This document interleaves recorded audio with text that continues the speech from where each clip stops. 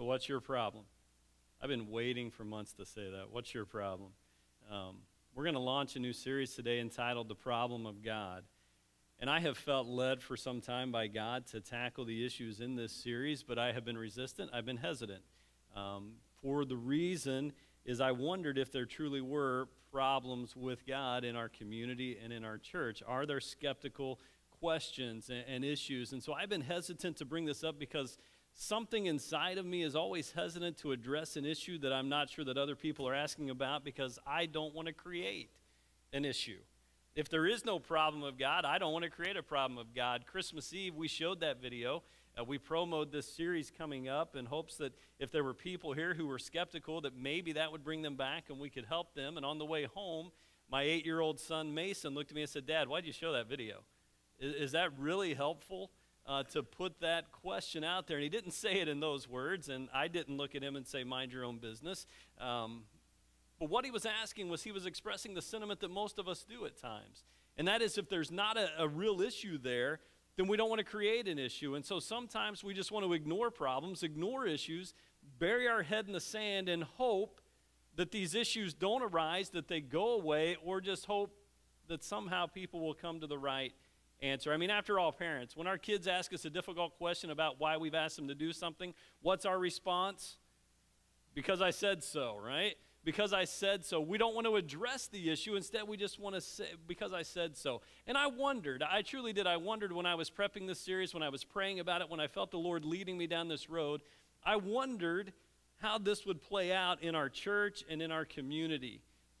And so what I did, Tim, our youth pastor, and I, we had a lunch meeting here about a month ago with some boys from the high school. And we just asked them the question. We said, are there problems of God? Are there problems that kids have at the high school, in the community that you're hearing with the existence of God? Because I think the danger for us, by the way, is the longer we're in church, we kind of lose touch with the world around us, and we kind of forget that there is a world around us that doesn't necessarily hold to the same beliefs that we do. And that's one of the dangers of constantly being in the church. It's a great thing. Listen, I'm a third-generation preacher, a third-generation Christian, and it's very dangerous for me that I can easily lose touch with reality. And so the last thing that I want to do is I don't want to lead inside of a bubble. I don't want to prep to preach inside of a bubble. And so we had a lunch meeting, and I was amazed. It was a great conversation together for about an hour and a half with these high school boys, and the very questions that you heard in this video are the very questions that they were asking. Is there evidence for the existence of God? Has science disproven the need for religious faith? You know, is the church important? What about the church's teaching on this and that? And what I learned that day was this. Even in Centerburg, Ohio, small town America, there are people who have a problem with God and problems of God. And as a church, we cannot bury our head in the sand and hope that these problems just go away and hope that everybody comes to the right answer. Because there are some tough questions that people are asking in our community. And the reason for that is this. Christianity is fastly becoming just one of many competing voices in culture and society today. Christianity is no longer the dominant voice in our culture and our society today. 50 years ago, maybe even 30 years ago, Christianity was the dominant view. It was widely held, it was widely accepted, and it was seldom challenged. That is not the case today and anymore. Christianity is just becoming another voice that is crying out to be heard, and it's being drowned out really by a lot of other voices. And the reason for that is because America is entering into, or maybe it's already there, into what is being called a post-Christian culture or a post-Christian era. Now listen, before you send me a nasty email, I don't like that any more than you do. Okay? I don't like it any more than you do, but just because I don't like something doesn't make it any less true. I don't like the fact that if I eat Krispy Kreme donuts all the time, that my health is going to decrease rapidly. I don't like that. But that doesn't make it any less true, does it? Just because we don't like something doesn't make it less true. And so since America is quickly entering into this, the question for the church is going to become, how do we respond? How do we respond? How do we answer those tough questions that people are asking? Because if we're going to fulfill our mission to help people follow Jesus, then we've got to help them overcome the problem of God. because the problem of God is right at the foundational level. And until they get past that, they can never become a follower of Jesus. And so what we're going to do for the next 6 or 7 weeks is we're going to look at some of the problems of God that people have and try to answer some of the difficult questions that are being asked. We're going to look at, is there evidence for the existence of God? Can we trust the Bible? Is it reliable? We're going to look at, well, what about hypocrisy in the church? We're going to talk about that. We're going to talk about, what about the problem of evil and suffering and hell?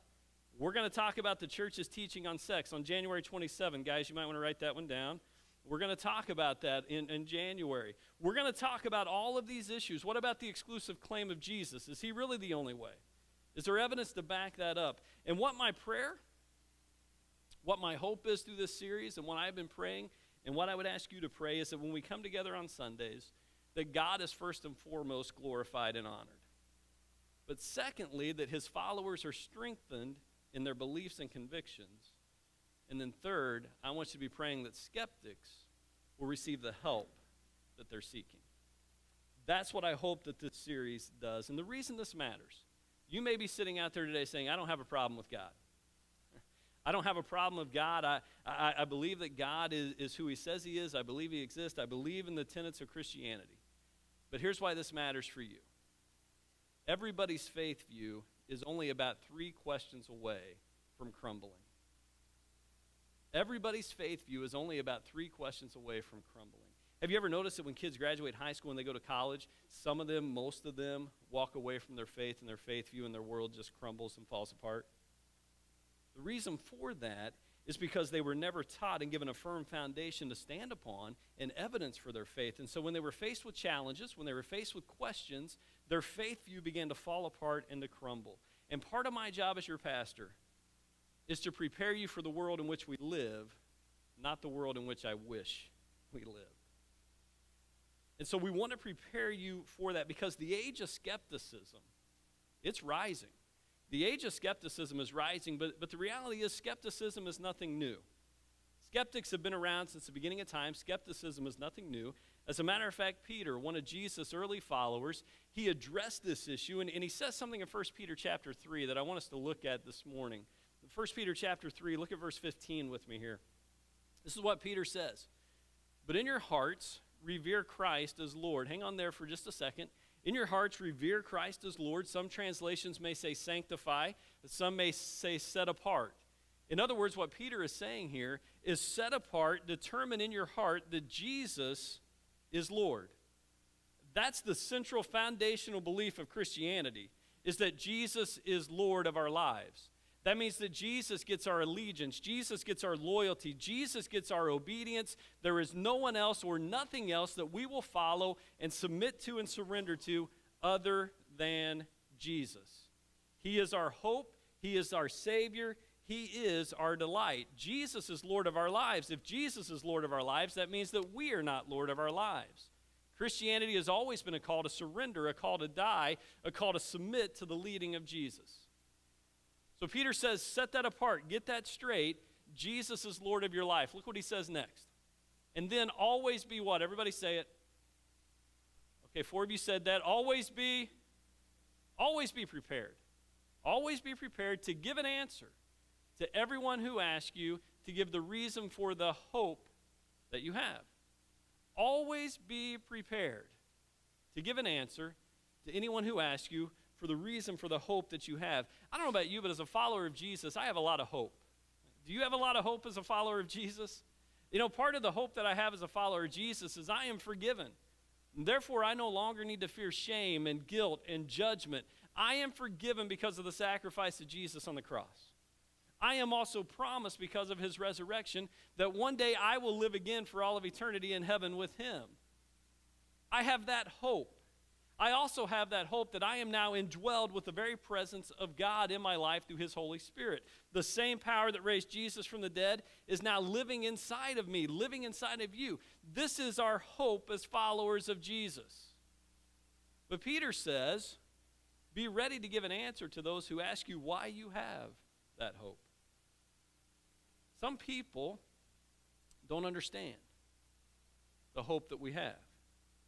They don't understand that we have placed our hope and our trust in Jesus, somebody that we can't physically see with our eyes today. And they compare that type of hope and that belief as being childish, as being outdated, as being on the same level as believing in Santa Claus, the Easter Bunny, and the Tooth Fairy. Sorry if I just ruined any belief systems there.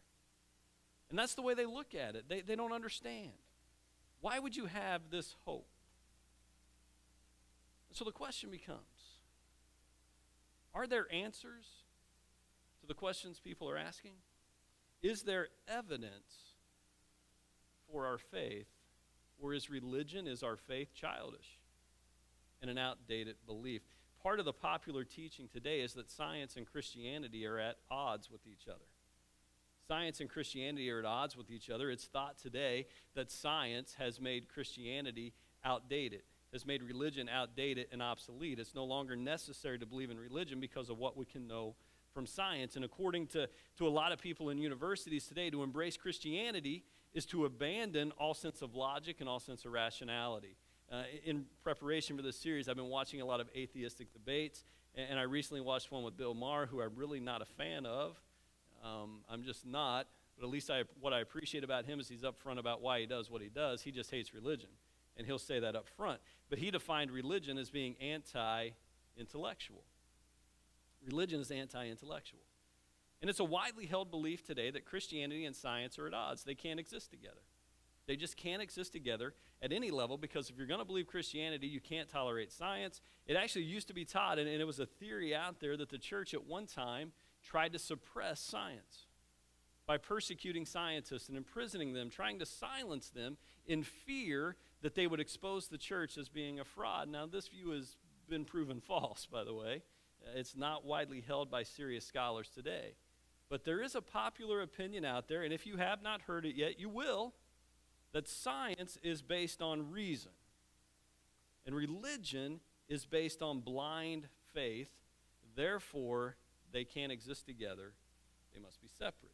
Now, take a look at a couple quotes by a couple leading atheists today, Richard Dawkins and Sam Harris. This is what Richard Dawkins says. He's an atheist. Faith is like a mental illness. It's a great cop-out, the excuse to evade the need to think and evaluate evidence. You catch what he's saying there about faith and about religion.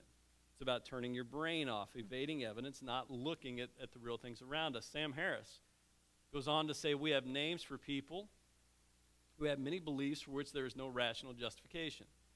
When their beliefs are extremely common, we call them religious. Otherwise, they are to be called mad, delusional, or psychotic. This is the popular thinking today in university, that if you are going to be a religious person, you have therefore turned your brain off, you're ignoring evidence, you're not thinking rationally, but rather you're delusional. Mark Twain said it, that religion was invented when the first con man met the first fool. I don't agree with this. I don't believe this, but this is what is being taught. This is what is being set out. And the view really breaks down like this. Science is about thinking. It's about evidence. It's about rational thought. Christianity, religion, is about ignoring evidence and not thinking in a rational way. So let me ask the question. Do I have to turn my brain off and ignore scientific evidence to believe in God? Are science and religion, science and Christianity, are they at odds against each other? I don't know if you've ever thought about that before, but this is something that is being talked about a lot in our culture and in our society today. Do I have to turn my brain off to be able to believe Christianity? And that really gets us to the heart of the matter of what is faith to begin with. What is faith? What is faith all about? Now, the writer of Hebrews tells us that it's the hope of things not seen, the evidence of things hoped for. We got that there in Hebrews. And so the question is, what is faith? Is faith just blind belief in God? Or is it based on something else? Is faith more than that? Here's what you need to know about faith. Everyone has a faith view. Everyone has a faith view. You get a faith view, I feel like Oprah. You have a faith view, you have a faith view, you have a faith view. Everybody has a faith view. Now, normally our faith view and the way we view things is formed over time. Most of us have no idea how we have arrived at certain beliefs. You know, a lot of it is family influence, upbringing, things like that. And what happens is our beliefs tend to form our approach to life. Whatever we believe tends to focus on how we approach life. Some of you believe that you should dance like no one is watching. Others of you say, Daryn, people are watching, you should not dance, right? Another widely held belief, and I think it's one that should be embraced, is text like it will be someday read in court. That is probably something we should all hold to. All of us have beliefs. And some of these beliefs, we have no idea where they came from. And some of our beliefs that we used to hold on to, when we look at them now, we're kind of embarrassed about them. We don't want to admit it. I mean, how many of you thought at one time that if you ate a watermelon seed, it would cause a watermelon to grow inside of your stomach? I'm the only, okay, 3 of you. Thank you. Let me ask this question. What kind of milk do white cows give us? White milk. Brown cows give us what kind of milk? Chocolate milk, right? That's a belief that some of you, I just ruined your entire worldview right there, didn't I? George Carlin said he believes in Frisbeetarianism, the belief that when you die, your soul goes up on the roof and gets stuck forever. Frisbeetarianism. Most of us have no idea where our beliefs came from. How many of you were taught when you were a child that if you ate your spinach, you would grow big and strong? Anybody ever taught that? Boy, I was taught that as a kid. My parents tried to convince us to eat our spinach, and I decided early on that I'd rather be weak and puny than eat that plate of spinach. I can't stand spinach. I can't stomach spinach. But you know where that comes from? In World War II, the United States created Popeye the Sailor Man. And he ate his spinach, and he grew big and strong. And the reason they created Popeye the Sailor Man is because there was a meat shortage going on because of the war. And there had been a study done that showed that spinach contained the same amount of protein or iron as did meat. Therefore, if you ate your spinach, you would be big and strong. Do you know the problem with that belief, though? It wasn't true. It wasn't true. The research into it was flawed, and the decimal point was moved, and so it made it look like there was as much iron in spinach. The reality is it's not true, so therefore I don't have to eat my spinach. But a lot of us grew up thinking that because that's what we were told, and we never examined the evidence for it. All of us have a faith view, and we use that faith view to answer the 4 basic questions of life. Why am I? Who am I? Where am I? What's wrong with this world around me? And what's the solution? And what we do instead of following evidence, by the way, is we allow our beliefs and our faith view to determine how we see the evidence. You ever been guilty of that? Instead of looking at the evidence objectively, you know how you want the evidence to turn out, and so you look at it through that gauge. And by the way, everybody does this. Atheists even have a faith view. Because to say that there is no God takes just as much faith as to say, yes, there is a God. Everybody has a faith view. And no amount of faith, by the way, can make a falsehood true. So the question becomes, in order to have faith in God, do I have to ignore evidence? Or is there evidence for my faith? I like the way Larry Osborne, a preacher, defines faith. This is what he says. Faith cannot turn a falsehood into a truth. Rightly understood, faith is not a blind belief in the unbelievable. Rather, it's a rational belief based upon a preponderance of evidence. You catch what he's saying there? In order to have faith, you have to have evidence. You have to have evidence for your faith. If we trust God and the Bible enough to do what they say, it should be because we have put them to the test and found them to be trustworthy. Anything else is ridiculous. You catch what he's saying there? If you're going to have faith, it should be based upon evidence. And if you're going to trust God and the Bible enough, it should be because you have examined the evidence. Listen, faith needs evidence to be able to stand up on. You have to have evidence for your faith to be found trustworthy. And so the question I need to be asking, the question you need to be asking, the question everybody needs to be asking is this: is there evidence for my faith? And what I want you to do in this series for the next 6 or 7 weeks, I don't want you to turn your brain off. I don't want you to just take my word for things. I want you to examine evidence, and I want you to follow where the evidence leads, not where you hope it leads. I just want you to follow where the evidence leads, not where you hope it leads. Because you got to really ask the question, if I carefully examine all the evidence out there, will my faith view hold up under the scrutiny of the evidence? And if you're here today and you're a skeptic, you're like, I don't really know about all this stuff, and I don't really know about Jesus and belief in God. I don't know where I stand on all this. Can I just say this? You're in a safe place. Jesus welcomed skeptics, and so do we. As a matter of fact, Jesus, when he was met with skeptics, he tried to help them overcome their unbelief. One of his followers, Thomas, was a skeptic. You've heard the phrase doubting Thomas? That's because after the resurrection of Jesus, he appeared to his disciples, and Thomas wasn't there. And when the other disciples told Thomas that Jesus had come back to life again, Thomas doubted that. He was skeptical, and he said, there's no way. Why? Because in his faith view, in his worldview, when somebody died, they stayed dead. They did not come back to life. And he said, unless I see the evidence myself, I will not believe. Jesus appeared to Thomas, and you know what he did? He showed him the evidence.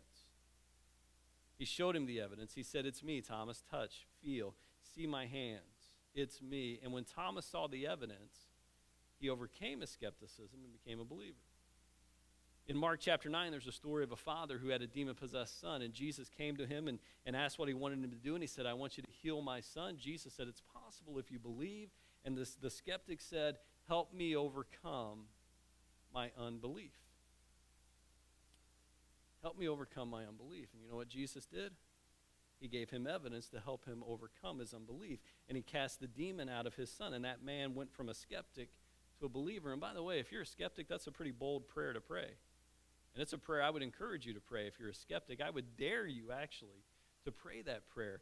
Jesus, help me overcome my unbelief. Listen, God is not afraid of skepticism. God is not afraid of doubt. I think sometimes we are, but God is not afraid of doubt. He's not afraid of skepticism because doubt and skepticism are a natural part of coming to faith because they cause you and they force you to examine the evidence that is there.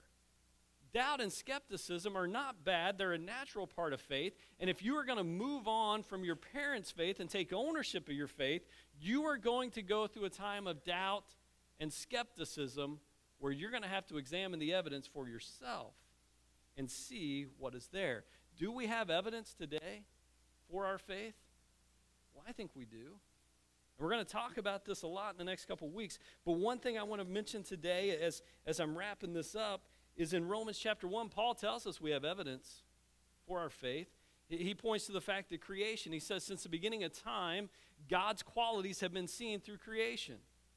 In other words, God can be known through creation. Now, this is called natural revelation. Think about it. If God is so vastly different than we are, then the only thing we could know about God would be what he chooses to reveal to us.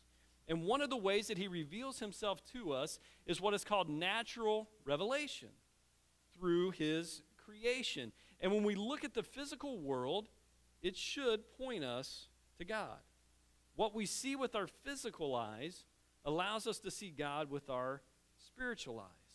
There is evidence in nature. A few years ago, I got into beekeeping. A fascinating hobby, a lot of fun. I got stung a lot. But here's what I learned. When I opened that beehive, you know what I noticed? Order, design.